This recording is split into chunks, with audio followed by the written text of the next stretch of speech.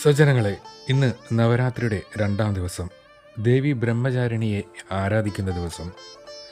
നവരാത്രിയിൽ പാർവതി ദേവിയുടെ ബ്രഹ്മചാരിണി ഭാവമാണ് 2-ാം ദിവസം ആരാധിക്കുന്നത്. തപസ്സനുഷ്ഠിക്കുന്നവളാണ് ബ്രഹ്മചാരിണി.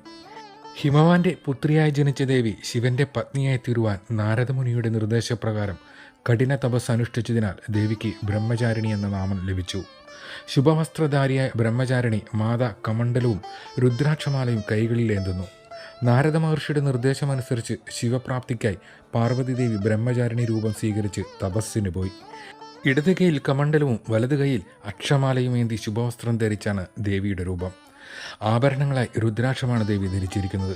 ബ്രഹ്മചാരിണി ദേവി മരത്തിൽ നിന്നും ഉണങ്ങി വീഴുന്ന വില്ലപത്രം മാത്രം ഭക്ഷിച്ചു കഠിന തപസ് തുടർന്നു. പിന്നീട് ഇല പോലും ഭക്ഷിക്കാതെ അതികഠിന തപസ്സായി. കഠിന തപസ് തുടങ്ങിയ ദേവിക്ക് പ്രതിബന്ധങ്ങളൊന്നും പ്രശ്നമേ ആയിരുന്നില്ല. ദേവിയുടെ നിഷ്ഠയിലും ഭക്തിയിലും മനം നിറഞ്ഞ മഹാദേവൻ ദേവിയുടെ പ്രേമം സ്വീകരിക്കുകയും ദേവിക്ക് ബ്രഹ്മചാരിണി എന്ന പേര് നൽകുകയും ചെയ്തു. ശക്തിയെ നിലനിർത്തുവാൻ കഠിനമായ സാധനങ്ങൾ അത്യന്താപേക്ഷിതമാണ്. നിരന്തരമായ ചിട്ടയിലൂടെയും നിഷ്ഠയിലൂടെയും അത് നേടിയെടുക്കാവുന്നതുമാണ്. അതിലൂടെ നാം എത്തിച്ചേരുന്നത് നമ്മുടെ ലക്ഷ്യത്തിലേക്കും. അറിവിൻ്റെ മൂർത്തിഭാവമാണ് ബ്രഹ്മചാരിണി ദേവി. കുജദോഷം, മംഗല്യ തടസ്സം എന്നിവ നീങ്ങുവാൻ ദേവിയെ പ്രാർത്ഥിക്കുന്നത് ഉത്തമമാണ്. ദേവി ഭക്തൻ്റെ മനസ്സിലെ വിഷമതകളെല്ലാം നീക്കി ആത്മവിശ്വാസവും സന്തോഷവും നിറയ്ക്കും. മുല്ലപ്പൂക്കളാണ് ദേവിക്ക് പ്രിയം. ഈ ദേവിയുടെ പ്രഭാവത്തിലാണ് ഭക്തർക്ക് നവരാത്രി സമയങ്ങളിൽ 9 ദിവസവും ഉപവസിക്കുവാൻ സാധിക്കുന്നത് എന്നാണ് വിശ്വാസം.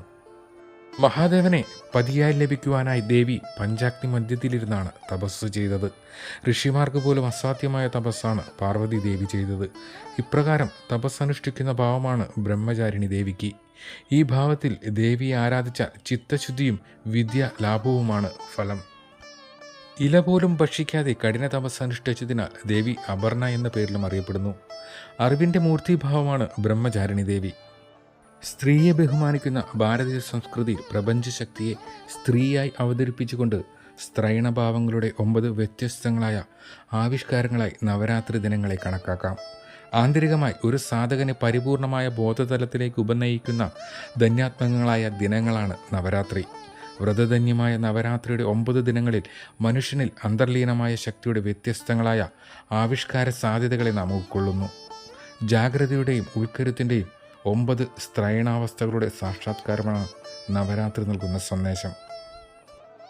നവരാത്രി ദിനത്തിലെ 2-ാം ദിനം ദേവിയെ ധ്യാനിക്കേണ്ട ധ്യാനമന്ത്രം ഇതാണ്: വന്ദേ വാഞ്ചിത ലാഭായ ചന്ദ്രാത്ത കൃത ശേഖരാം ജപമാല കമണ്ഡലും ധരാം ബ്രഹ്മചാരിണീം ശുഭാം.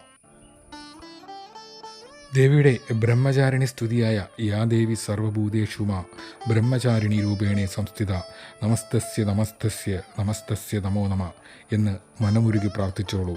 നിങ്ങളുടെ ഏതാഗ്രഹവും സാധിച്ചിരിക്കും. ഹൈന്ദവ വിശ്വാസത്തിലെ ചെറിയ ചെറിയ അറിവുകളുമായി നിങ്ങളിലേക്ക് എത്തുന്ന ഈ ചെറിയ ചാനലിനെ പിന്തുടരുമല്ലോ.